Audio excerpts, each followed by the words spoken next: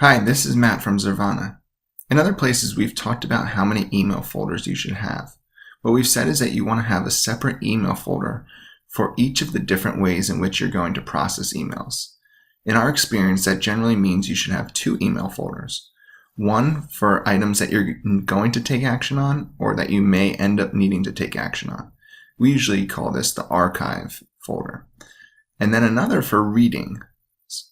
These are emails that you can never imagine having to take action on. It might be a subscription, a newsletter, or just an office update from the CEO of your company or something like that. Something that you should and would like to read at some point, not something that you would ever have to take action on. In those cases, we like to have those emails go straight to the readings folder.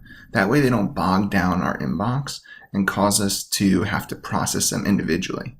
Instead, just send them straight to the readings folder, and then you can read them when you have time and want to. So this is how you do it in Gmail. I'm going to show you quickly what you do, and let me just get out of here. So say you're in your inbox, and I'm going to click over here on the promotions tab just to find, and say we take this email and we say, okay, these are the type of emails I want to read regularly. So I want to send this straight to my readings folder.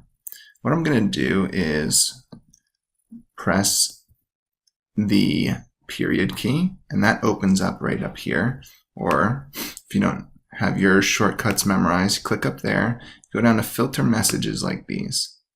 You'll notice that because this is a subscription or a listserv, it puts in the list identification right there. So that's enough to identify this type of email. We're going to hit create filter, and then we start up here. We want it to skip the inbox and go directly to the archive folder with the appropriate label. So we apply our label, and that's going to be readings.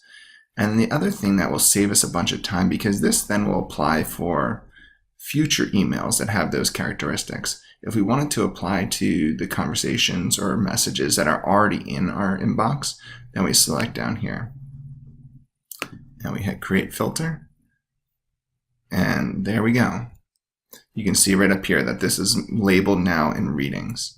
And if we go back to our inbox, it's not there. All right, well, that's how you do it. You want to send those emails that are in your readings folder directly there without them hitting your inbox.